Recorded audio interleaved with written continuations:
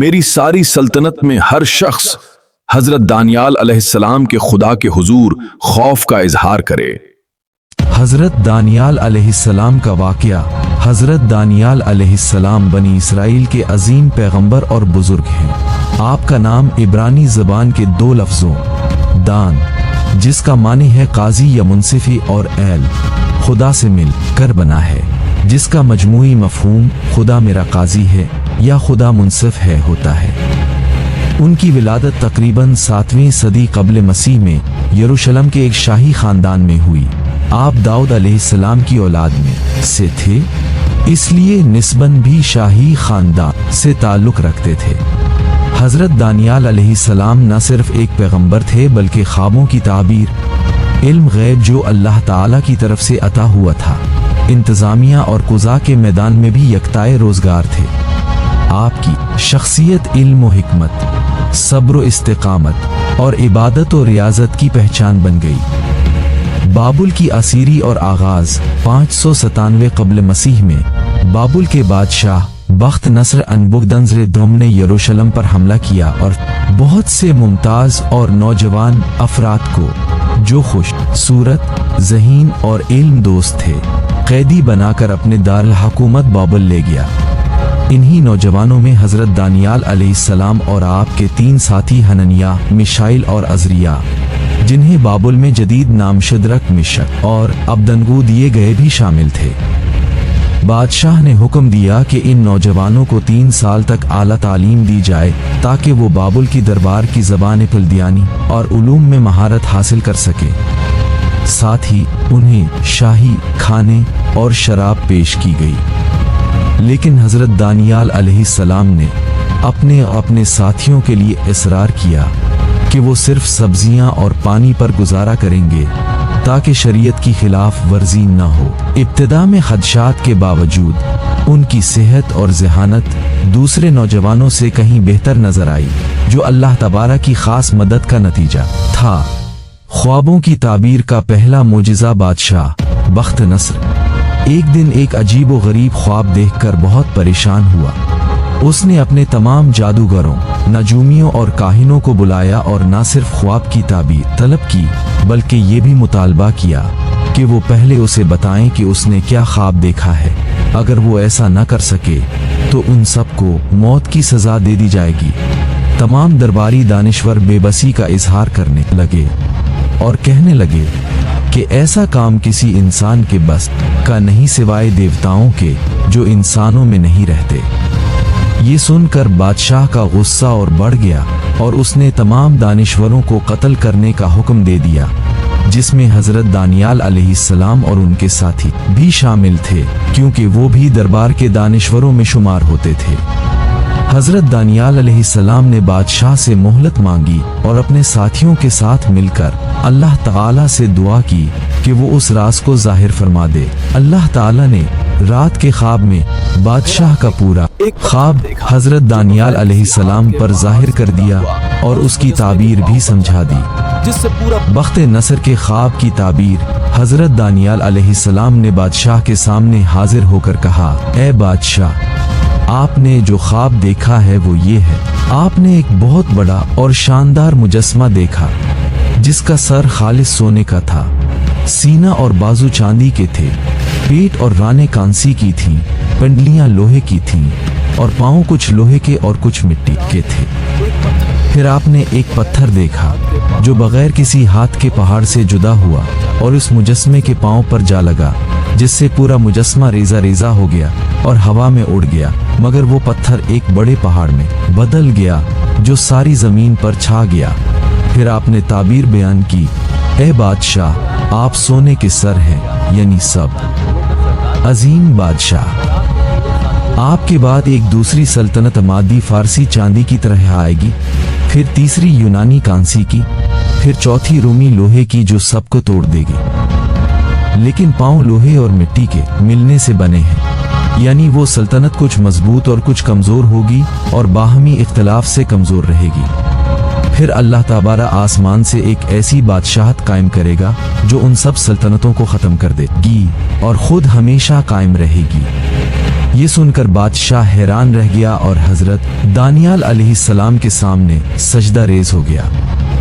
उसने आपको बाबुल का हाकिम आला और तमाम दानिश्वरों का सरदार मुकर्रर कर दिया और आपके तीनों साथियों को भी बड़े बड़े अहदे अता किए। आग की भट्टी का वाक़या बाद में बादशाह बख्त नसर ने एक सुनहरी बहुत बड़ा बुत बनवाया और तमाम उमरा हुकाम और अवाम को हुक्म दिया कि जब मौसीकी बजे तो सबको उस बुत के सामने सजदा करना होगा। जो ऐसा न करे उसे आग की भट्टी में डाल दिया जाएगा। हजरत दानियाल अलैहिस्सलाम के तीनों साथियों शदरक, मेशक और अबदनगो ने यक ज़बान होकर इस हुक्म की तामील से इनकार कर दिया, क्योंकि वो खुदाए वाहिद की इबादत के अलावा किसी और के सामने सजदा करने को शिर्क समझते थे। बादशाह ने गुस्से में आकर उन्हें इंतहाई तेज शानों वाली भट्टी में डलवा दिया। इतनी तेज आग थी कि उसे अंदर डालने वाले सिपाही भल झुलस गए।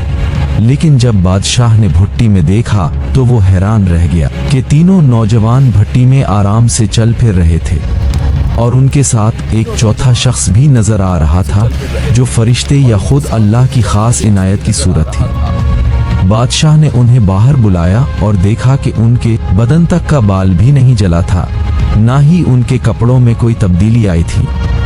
इस मौजज़े को देखकर बादशाह ने ऐलान किया कि खुदाए ताला जो शदरक, मेशक और अबदनगो का खुदा है वही सबसे बुजुर्गो बरतर है, और उसने उन्हें हुक्म दिया कि पूरे सल्तनत में इस वाक़े का चर्चा किया जाए।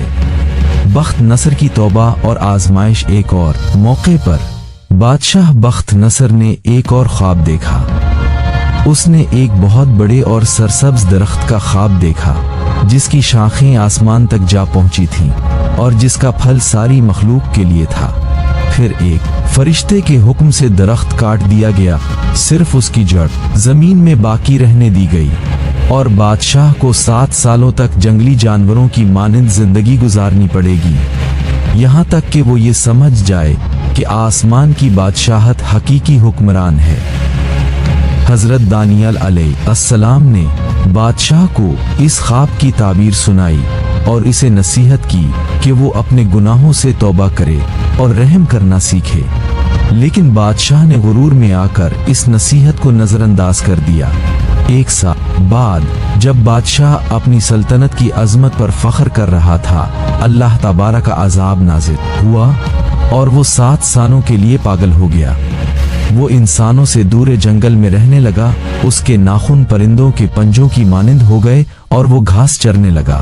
7 साल बाद जब उसकी अकल वापस आई तो उसने अल्लाह ताला की हम्दो सना बयान की, तौबा की और अपनी सल्तनत दोबारा हासिल कर ली। इस वाक़े ने बादशाह को यकसर बदल दिया।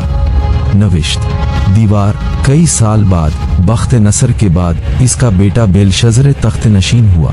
एक दिन उसने एक अजीम शान दाऊद का एहतमाम किया और यरूशलेम से लूटे हुए मुकद्दस बर्तनों में शराब पीने की जसारत की। इसी दौरान एक इंसानी हाथ की उंगलियां महल की दीवार पर नमूदार हुई और कुछ अल्फाज लिखे, मुन्नी मन्नी तफाल उफरसिन।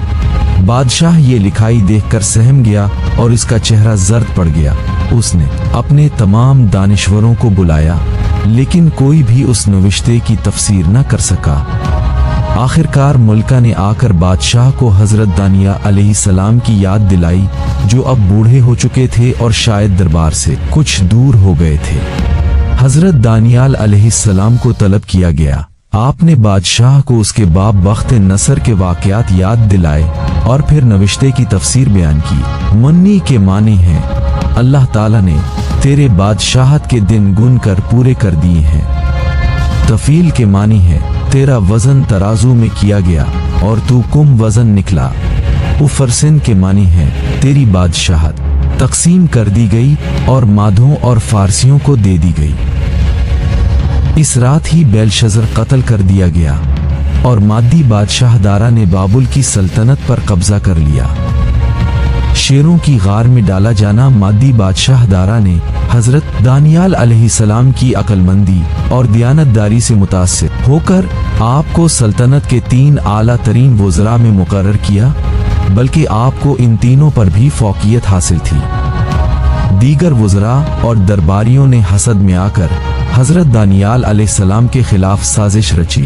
انہوں نے بادشاہ سے کہا کہ وہ ایک فرمان جاری کرے کہ اگلے 30 دنوں تک کوئی شخص بادشاہ کے علاوہ کسی اور سے دعا یا درخواست نہ کرے، ورنہ اسے شیروں کی غار میں ڈال دیا جائے گا۔ بادشاہ نے یہ فرمان جاری کر دیا۔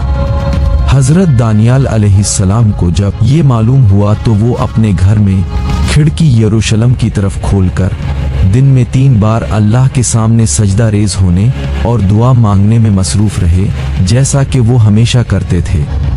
سازشیوں نے آپ کو ایسا کرتے ہوئے دیکھ لیا اور بادشاہ کے پاس شکایت لے گئے۔ بادشاہ بہت پریشان ہوا کیونکہ وہ حضرت دانیال علیہ السلام کی قدر کرتا تھا، لیکن قانون نافذ کرنا ضروری تھا۔ اس نے بڑے افسوس کے ساتھ حضرت دانیال علیہ السلام کو شیروں کی غار میں ڈلوا دیا، لیکن ساتھ ہی یہ کہا، تیرا خدا جس کی تو ہمیشہ عبادت کرتا ہے وہی تیری حفاظت کرے گا۔ پوری رات بادشاہ فکر مند رہا اور صبح سویرے ہی دوڑتا ہوا غار کے پاس پہنچا اور پکارا، اے دانیال، کیا تیرے خدا نے شیروں سے تیری حفاظت کی ہے؟ حضرت دانیال علیہ السلام نے جواب دیا، اے بادشاہ، اللہ نے اپنے فرشتے کو بھیجا ہے جس نے شیروں کے منع بند کر دیے، کیونکہ میں اس کے حضور بے گناہ پایا گیا ہوں۔ نجات اور سزا۔ بادشاہ بہت خوش ہوا اور حکم دیا کہ حضرت دانیال علیہ السلام کو غار سے نکال لیا جائے۔ پھر اس نے ان سازشیوں اور ان کے اہل خانہ کو شیروں کی غار میں ڈلوا دیا اور شیروں نے انہیں پہنچتے ہی ہلاک کر دیا، کیونکہ وہ بے گناہ نہ تھے۔ اس کے بعد بادشاہ دارا نے ایک نیا فرمان جاری کیا کہ میری ساری سلطنت میں ہر شخص حضرت دانیال علیہ السلام کے خدا کے حضور خوف کا اظہار کرے، کیونکہ وہی زندہ اور ابدی خدا ہے جس کی بادشاہت کبھی ختم نہیں ہوگی اور جس کا اقتدار ہمیشہ قائم رہے گا۔ اس واقعے کے بعد حضرت دانیال علیہ السلام کی عظمت اور بڑھ گئی، اور آپ دارا اور اس کے بعد آنے والے فارسی بادشاہ کوروش کے دور میں بھی باعزت مقام پر فائز رہے۔ وصال اور میراث۔ حضرت دانیال علیہ السلام نے طویل عمر پائی اور اپنی زندگی کے آخری ایام تک اللہ کی عبادت اور لوگوں کی رہنمائی کرتے رہے۔ آپ کی وفات کے بارے میں مختلف روایات ہیں۔ بعض تاریخی روایات کے مطابق آپ کو شوش ایران میں دفن کیا گیا۔ آپ کی قبر کو لوگ صدیاں تک عزت و احترام کی نگاہ سے دیکھتے رہے۔